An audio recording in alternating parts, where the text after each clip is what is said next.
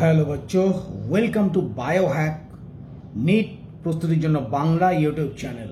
23শে July Supreme কোর্টে final hearing ছিল NEET scam মামলার। তোমরা যারা হিয়ারিংটা পুরো প্রথম থেকে শেষ অবধি দেখেছো, হিয়ারিং কিন্তু 5:30 পর্যন্ত হয়েছে, 4টে অবধি বন্ধ হয়ে যায়, কিন্তু আরো এক্সট্রা টাইমে হিয়ারিং হয়েছে। প্রথম থেকে সেন্ট্রাল গভর্নমেন্ট এবং এনটিএর উকিল যে সমস্ত কথা বলেছে, তাদের এগেনস্টে পিটিশনার্সের আইনজীবী যে সমস্ত আর্গুমেন্ট করেছে, তোমরা সেগুলো শুনেছো।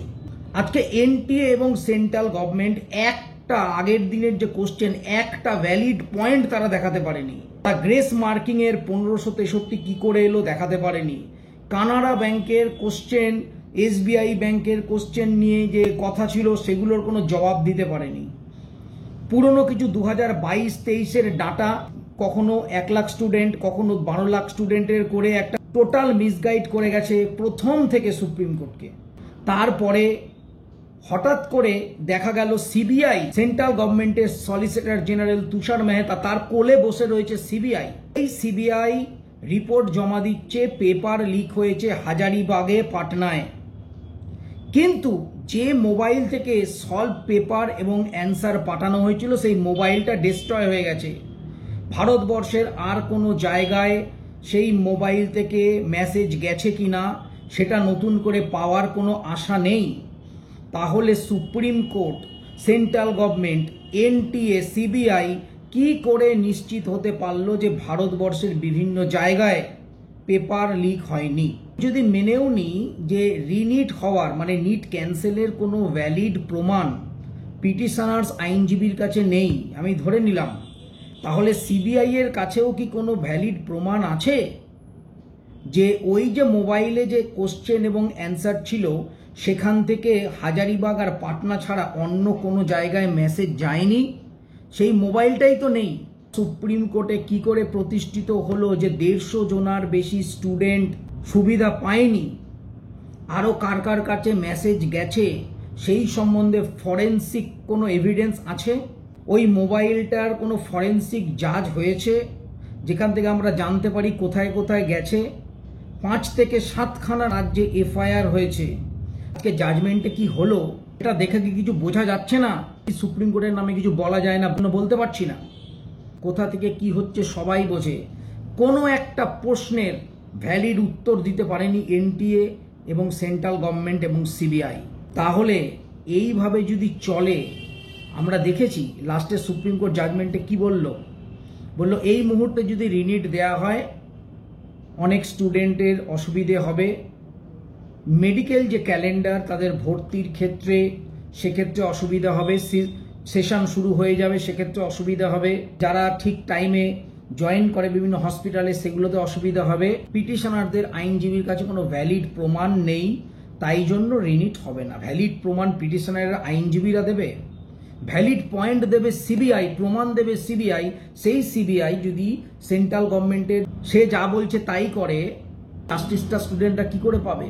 এতদিন তো সেন্ট্রাল গভর্নমেন্ট এনটিএর ওপর কোনো ভরসা কারো ছিল না, এখন কোর্টের ওপরেও ভরসা থাকবে না। আমি এর আগের ভিডিওতে বলেছি, সুপ্রিম কোর্ট এক একটা ইস্যুকে বলছে আইসোলেটেড। সুপ্রিম কোর্টের কাছে সবাই যাওয়ার ক্ষমতা নেই। এক একটা আইসোলেটেড ইস্যু মানে কয়েক হাজার, কয়েক লক্ষ ছেলে মেয়ে সাফার করছে ওই ইস্যুতে। কারো ওএমআর এ নাম্বার 1, রেজাল্টে আর এটা কি একটা আইসোলেটেড ইস্যু? হাজার হাজার স্টুডেন্ট এই ইস্যু নিয়ে কিন্তু রয়েছে। আজকে সুপ্রিম কোর্টে রিনিট হয়নি তার মানে এই নয় পেপার লিক হয়নি। পেপার লিক হয়েছে। গ্রেস মার্কিং এর যে ইস্যু সেটা মিটে যায়নি। গ্রেস মার্কিং অন্যায়ভাবে মানুষদের দেয়া হয়েছে। বিভিন্ন জায়গায় বিভিন্ন ওএমআর ফিল করে দেওয়া হয়েছে, সব কিছু হয়েছে, সেটা কোর্ট নিজেও জানে। কিন্তু কোন অদৃশ্য কারণে এই ধরনের একটা জাজমেন্ট এলো জানা নেই। আমি প্রথম দিন থেকে আজকের দিন পর্যন্ত প্রত্যেকটা হিয়ারিং A to Z শুনেছি।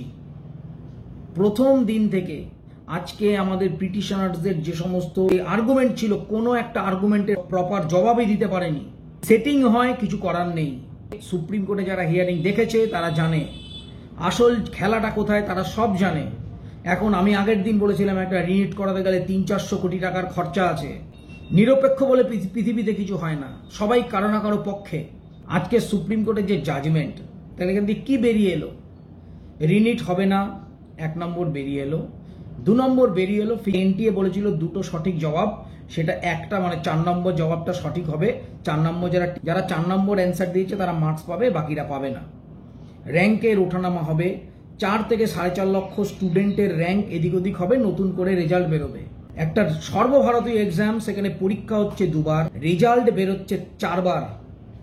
এই যা পরিস্থিতি, আজকে লিখে নাও, আজকে 23শে জুলাই, আজকে থেকে পেপার লিকটাও লিগালাইজড হয়ে গেল সুপ্রিম কোর্টের এই রায়ে। এবার থেকে বুক ফুলিয়ে পেপার লিক করবে, লোকালাইজ পেপার লিক করবে। কোনোদিন আর কোনো রকম পেপার ক্যান্সেলও হবে না, নতুন করে রি এক্সামও হবে না। রিনিট হয়নি তার মানে এই নয় যে কোনো স্ক্যাম হয়নি। রিনিট হয়নি তার মানে এই নয় যে পেপার লিক হয়নি, পেপার মাস লেভেলে লিক হয়নি। মাস লিক বেরোবে, যদি অবশ্য সিবিআই আর কিছু করবে না।